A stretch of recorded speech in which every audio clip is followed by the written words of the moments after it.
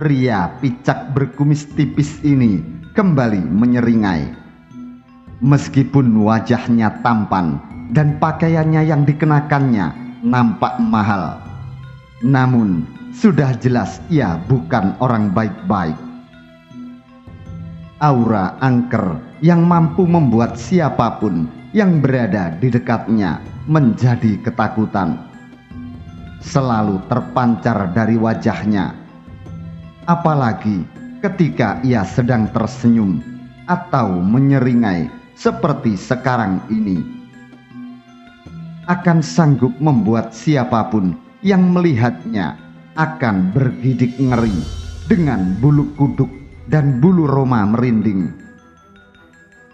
Mengetahui bahwa si picak berkumis tipis itu tidak akan menjawab pertanyaannya, si tuan rumah langsung membentak meskipun tetap dengan mata penuh ketakutan. Katakan pada Juragan Senjoyo bahwa aku sudah mengatakan semua yang aku tahu. Si picak tak bergeming. Ia tetap asik mengunyah makanannya sambil tersenyum angker pada si tuan rumah. Katakan saja padanya, aku ingin hidup dengan tenang, mengerti? Tak ada gunanya terus memaksa dan menyiksaku. Aku tak tahu sama sekali soal harta curian dari mantan pejabat Jipang, loyalis Haryo Penangsang itu. Sekarang Rojo Brono itu menghilang. Tapi bila dia mendengarkan, kita bisa memiliki semuanya bersama-sama. Si picak tetap tak menyahut. Ia tetap asik melahap makanannya. Hanya saja kini senyumannya yang mengerikan itu nampak penuh arti. Aku sudah kepacang mendatangi Temenggung Dirgopuro sebelum meletus perang antara Pajang dengan Mataram. Dia tidak tahu apa-apa tentang peti itu. Dia tak bisa ungkapkan lebih banyak lagi. Aku tak bisa beritahu Senjoyo apa yang terjadi pada harta itu. Kembalilah dan beritahu dia semua itu, pungkas si tuan rumah. Si picak menghentikan acara makannya. Dia lalu menatap sangat tajam pada si tuan rumah, seolah hendak menusuk jantungnya dengan tangan telanjangnya. Sularso, kabarnya kau telah dikunjungi seseorang dan Senjoyo tahu hal itu. Ucapnya dengan pelan dan dalam, namun menghentak jantung si tuan rumah yang bernama Sularso itu. Bukan main terkejutnya Sularso. Wajahnya nampak pucat pasi, bagai tak berdarah mendengar ucapan si picak. Namanya Saksono, seorang penggawa Pajang, lanjut si picak. Mendapati diamnya Sularso dengan wajah pucat pasi, si picak langsung mendapat kesimpulan. Ya, berarti Saksono memang kemari, atau Senjoyo yang salah. Menyadari bahwa tak ada gunanya untuk berbohong, Sularso menjawab dengan perlahan. Senjoyo tidak salah. Artinya Senjoyo ingin tahu apa yang kau dan Saksono bicarakan. Ia hanya ingin kau dan Saksono soal peti harta itu. Tapi bukan untuk itu aku dibayar. Hehehe. Ucap si picak sambil terkekeh. Entah apa yang dilakukan si picak. ia seperti sedang mengusap kulit wajahnya sendiri. Dan terkejutlah Sularso ketika melihat wajah tampan si Picak berubah menjadi wajah yang sangat buruk dan menakutkan. Sebuah goresan besar menganga di bagian kanan wajahnya, dari kening sampai ke atas bibirnya, melewati matanya yang picak. Kini taulah ia bahwa pria yang berada di hadapannya itu adalah sang maut yang akan merenggut nyawanya, bernama Rono Tigusilo, sang pembunuh bayaran yang sangat termasyhur yang menggetarkan bumi Jawa dengan julukan si kelelawar hantu, atau yang dahulu dikenal dengan gelar si topeng setan. "Berapa Senjoyo membayarmu?" tanya Sularso, memberanikan diri untuk menyogok balik Kirono Tigusilo. Namun Kirono Tigusilo tidak menjawab. Ia hanya tersenyum sambil melirik ke arah kamar Sularso. "Itu anak istrimu?" Sularso ikut melirik ke kamarnya sambil menelan ludahnya, kemudian mengangguk perlahan. "Ya, istrimu cantik juga, dan anakmu tampan. Berapa dia membayarmu untuk membunuhku?" bentak Sularso dengan nekat. 350 keping emas untuk kepalamu. Tapi mungkin aku akan memberinya bonus 2 kepala lagi. Jawab Kirono Tigusilo sambil tertawa mengkeh-keh yang membuat tampangnya semakin menyeramkan.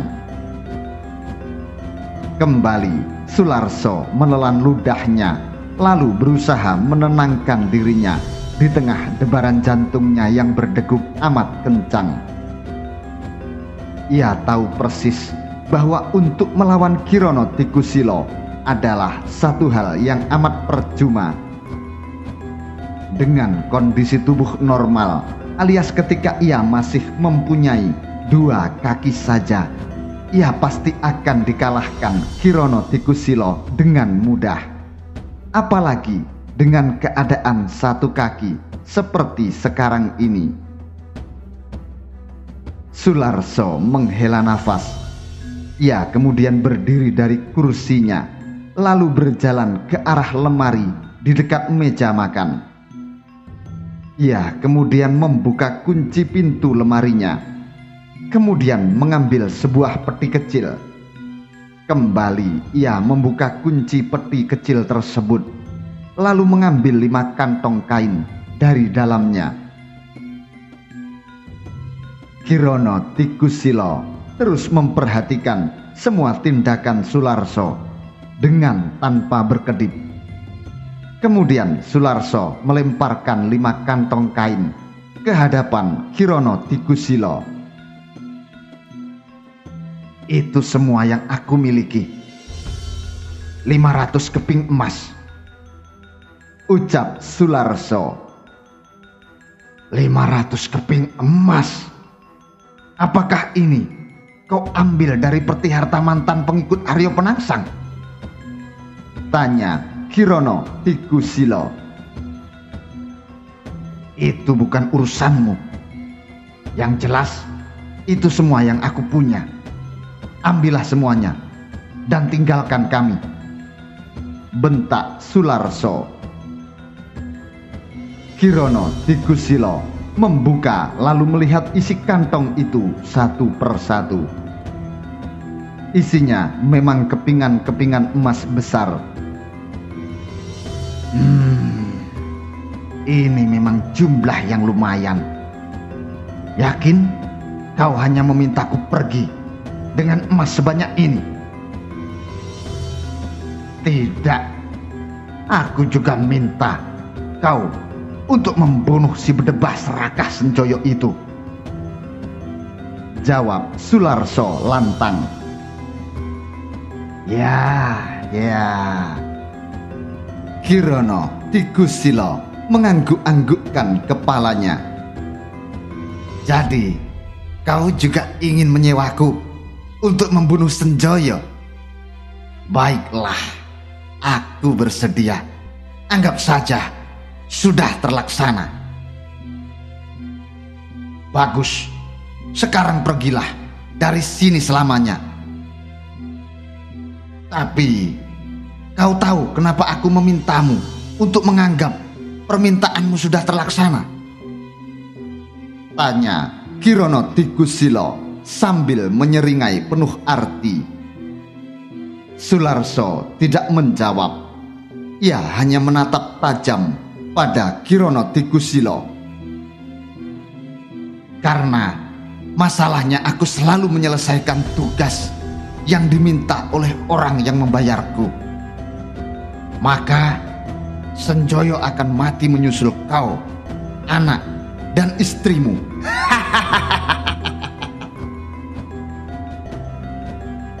Kurang ajar, bentak Sularso sambil menghunus kerisnya dari balik pinggangnya. Namun kecepatan gerakan Kirono Tigusilo benar-benar luar biasa meskipun usianya sudah lanjut. Dengan sekali lompat saja ia sudah berada di hadapan Sularso. Dan entah bagaimana keris di tangan Sularso sudah terlepas dari tangannya. Sementara tangan kirinya membiting leher Sularso dan tangan kanannya mencengkram batok kepala Sularso. Sularso meronta sambil menjerit-jerit ketika ia merasakan satu aliran hawa teramat dingin dari tangan Kirono Tigusilo yang menjalar dari ubun-ubun kepalanya terus mengalir ke sekujur tubuhnya. Kau akan kubiarkan mati perlahan, Sularso, sebagai balas budi karena kamu sudah mau membayar untuk menggunakan jasaku. Ejek Kirono Tigusilo sambil tertawa terbahak. Bapak, seru anak Sularso yang berlari keluar dari kamarnya.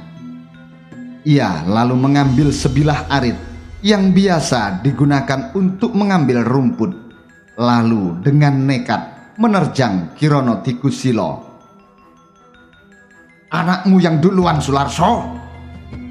Kirono Tigusilo tutup ucapannya dengan melemparkan satu biji mutiara setan ke arah anak Sularso. Anak Sularso terlempar beberapa meter ke belakang dengan kening berlubang sebesar jempol orang dewasa. Ia telah tewas tanpa sempat mengeluarkan suara jeritan. Dengan kening berlubang dan sekujur tubuh langsung menghitam. Setan biadab! Peki istri Sularso sambil memungut pisau dapur dengan nekat menerjang Kirono Tigusilo. Kali ini istrimu yang akan pergi duluan dengan sekujur tubuh kedinginan, Sularso. Dengan tangan kanan masih mencengkram batok kepala Sularso, Kirono Tigusilo kebutkan tangan kirinya ke muka. Selarik sinar biru tua menggigitkan yang sedingin es disertai serangkum gelombang angin yang juga dingin bagaikan es menerjang istri Sularso. Jeritan pilu bergema di rumah terpencil itu ketika istri Sularso terpental jauh ke belakang dengan sekujur tubuh membiru. Ia menggeliat-geliat untuk beberapa saat, untuk kemudian tak berkutik lagi untuk selamanya. Dengan darah beku mengucur perlahan dari hidung, telinga, sela-sela mata, serta mulutnya. Ingin benar, Sularso berontak dan memecahkan batok kepala Kironotikusilo untuk membalaskan kematian istri dan anaknya. Namun ia tidak sanggup bergerak, apalagi hawa dingin yang teramat sangat terus menjalar ke sekujur tubuhnya. Darah beku nan kental terus mengalir perlahan dari hidung, telinga, sela-sela mata, serta mulutnya. Ia terus meronta untuk beberapa saat. Namun akhirnya ia berhenti berkutik setelah sekujur tubuhnya membiru dan dingin bagaikan es. Itulah kehebatan ajian Rajah Penyangga Langit milik Kironotikusilo yang sudah mencapai tahap paling sempurna. Permaisuri almarhum Sultan Hadiwijoyo hanya bisa terdiam 1000 bahasa sambil menatap wajah putra kesayangannya. Pangeran Benowo yang duduk di hadapannya dengan kepala tertunduk, yang terdengar hanya helaan-helaan nafas berat dari wanita paruh baya berparas cantik ini. Setelah beberapa saat terdiam dengan wajah yang teramat kusut, barulah putri dari almarhum Sultan Trenggono ini berujar,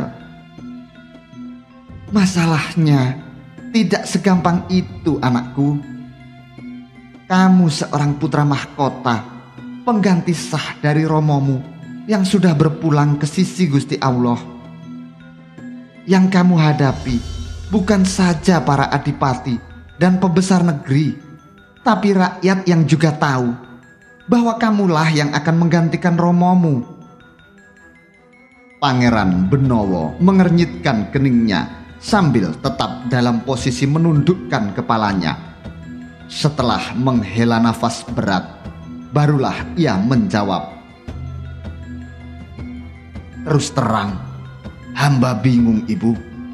Kalau hamba jadi sultan, dalam perhitungan hamba, perang saudara pasti tidak akan bisa dihindarkan. Adipati Demak pasti akan balelo dari kekuasaan saya. Dan Kanda Adipati Tuban pun pasti akan ikut-ikutan bersama Adipati Demak." Ibunya, Pangeran Benowo, menggeleng-gelengkan kepalanya mendengar ucapan putranya tersebut. Tidak mungkin mereka berani melakukan itu. "Tapi semua itu sudah terjadi, Ibu," ucap Pangeran Benowo dengan wajah keruh. "Hamba sudah berunding dengan Kanjeng Panembahan Kudus. Hamba ikhlas menyerahkan tahta kepada Adipati Demak." Bagaikan disengat ribuan tawon, permaisuri almarhum Sultan Hadiwijoyo tersebut terkejut setengah mati mendengar ucapan Pangeran Benowo. Matanya memelototi sang pangeran. "Kenapa kamu bisa punya pikiran sebodoh itu, anakku? Sudah tentu Panembahan Kudus lebih memihak kepentingan Demak, karena memang sejak dari dulu ayahnya almarhum Sunan Kudus sampai sekarang Panembahan Kudus sendiri tidak pernah bisa dekat dengan ayahmu." Tetapi Pangeran Benowo berkata dengan suara tersendat, "Sebenarnya Panembahan Kudus sendiri lebih memilih hamba dan mendorong hamba untuk menjadi sultan. Lalu kenapa kau tetap tidak berkenan menjadi sultan? Padahal Panembahan Kudus sudah mendukungmu," tanya ibunya. Karena diam-diam Adipati Demak sudah membuat persekutuan dengan para adipati dari pesisir utara dan Bangwetan agar mereka mendukung dirinya untuk menjadi Sultan Pajang menggantikan almarhum Romo. Adipati Tuban, Adipati Surabaya, dan Adipati Madura bahkan langsung menyatakan dukungannya kepada Adipati Demak. Maka dari itulah hamba lebih memilih mundur. Mohon beribu ampun, Ibu. Bukannya hamba bersikap pengecut, tapi hamba hanya memikirkan nasib rakyat kecil yang terus menderita karena peperangan yang terus berlarut-larut, yang diakibatkan oleh para penguasa yang hanya mementingkan diri sendiri. Jelas Pangeran Benowo. Ibunya hanya terdiam sambil menatap wajah Pangeran Benowo yang terus menunduk sembari terus menumpahkan isi hatinya. Ampun, Ibu. Ucapan seorang kesatria harus dipegang teguh.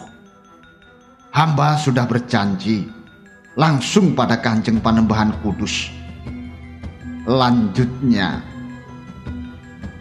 kalau Romomu masih hidup, beliau pasti akan marah sekali.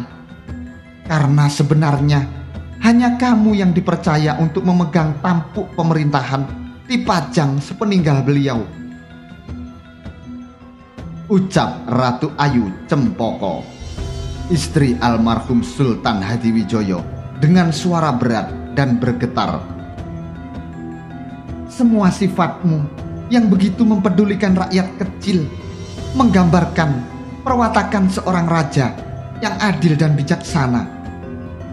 Sebaliknya, iparmu Adipati Demak, di samping cuma seorang menantu, dia juga punya watak yang kurang baik, terlalu pemarah dan gerusa-gerusu. Seorang raja yang pembawaannya seperti itu tidak akan bisa berbuat adil dalam menyelesaikan sebuah persoalan.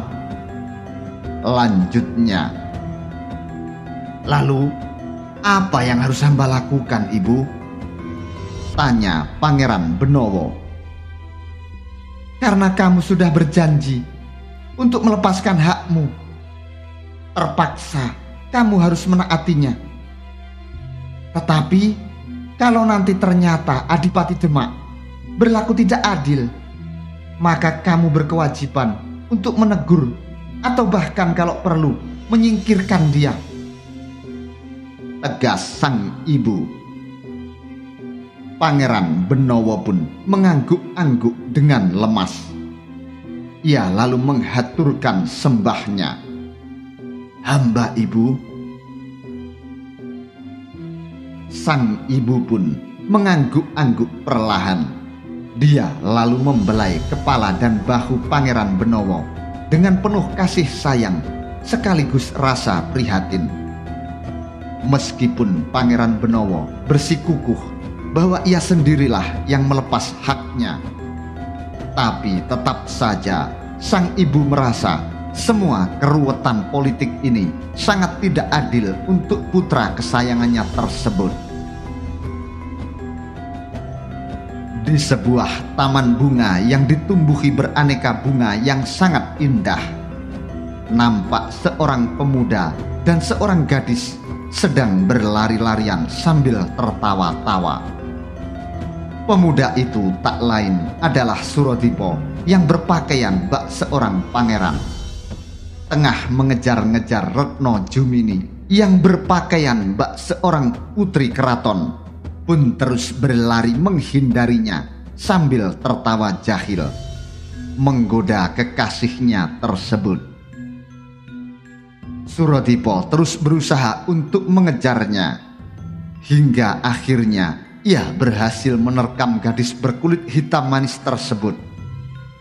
Mereka berdua lalu jatuh, kemudian saling tatap sambil tersenyum untuk beberapa saat.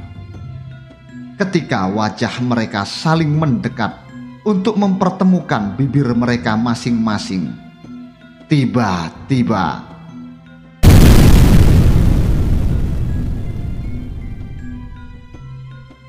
petir menyambar di atas langit mereka, dan pemandangan pun berubah menjadi keadaan di rumah Surodipo yang terbakar hebat. Surodipo yang antara sadar dan tidak karena terluka parah melihat Kirana Tikusilo membunuh ayah, ibu, serta adik perempuannya. Kirana kemudian tertawa terbahak-bahak. Dari sekujur tubuhnya keluar api yang menjilat-jilat, membakar seluruh area rumah Surodipo. Surodipo pun hanya bisa terdiam karena tak mampu bergerak. Wajah buruk Kirana Tikusilo yang sedang tertawa terus terbayang di pelupuk matanya.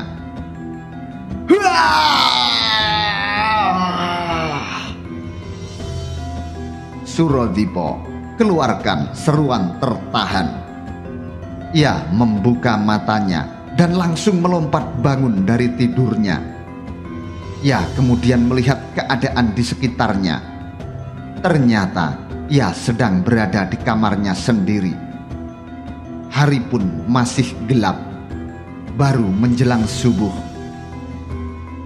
Mimpi itu lagi, desahnya dengan lemas sambil mengusap-usap wajahnya yang dipenuhi keringat.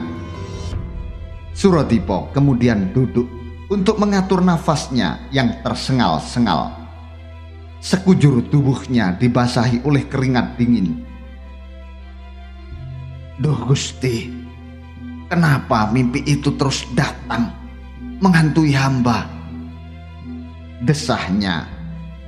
Wajah buruk nan mengerikan Kirana Tikusilo dan wajah cantik nan ayu Retno Jumini pun terus berputar di dalam benaknya bergantian. Pada waktu yang bersamaan, di sebuah rumah besar yang megah nan mewah yang terdapat di luar kota Jepara, seorang pria paruh baya yang tangan kanannya buntung sedang tidur terlelap di kamarnya yang mewah dan gelap tanpa diterangi satu pelita pun. Tiba-tiba satu pelita kecil menyala di kamar itu. Si lengan buntung terkejut lalu terbangun dari tidurnya. Ia semakin terkejut ketika di sebelah tempat tidurnya duduk seorang pria paruh baya yang wajahnya amat mengerikan. Mata kanannya picak. Dari atas alis kanannya menganga sebuah luka goresan seperti goresan pedang sampai ke bagian atas bibir kanannya. Ternyata pria itulah yang menyalakan pelita dari sebuah lampu minyak yang menempel di samping atas kanan tempat tidur si buntung. Setelah menenangkan dirinya, si buntung pun berkata pada si picak, Kirana, bagaimana dengan tugas yang aku berikan untukmu? Sudah selesai, Sonjoyo, jawab si picak yang memang adalah Kirana Tikusilo sambil melemparkan satu buntelan kain penuh darah pada Juragan Senjoyo. Juragan Senjoyo pun membuka buntelan kain tersebut dan ternyata itu adalah kepala Sularso. Inilah akibatnya karena kau mengkhianatiku. Kau mencuri harta itu sendiri setelah membuntungi tangan kananku. Maki Senjoyo sambil memukul-mukul kepala Sularso lalu melemparkannya ke dinding rumahnya. Lalu, bagaimana dengan peti harta itu? Tanya Senjoyo. Oh iya, aku lupa. Kirana kemudian memberikan satu lagi bungkusan kain berdarah, lalu memberikan sebuah peti berukuran sedang pada Senjoyo. Harta itu sebenarnya disembunyikan oleh Wisono, kepala pengawalmu sendiri yang bekerja sama dengan Saksono untuk menipumu. Begitu? Gumam Senjoyo sambil menatap kepala Wisono. Tapi yang menarik perhatianku, Kirana berucap sambil membuka peti harta itu. Kemudian mengambil sebilah keris dari dasar peti yang ditutupi beraneka perhiasan emas dan permata. Adalah keris ini.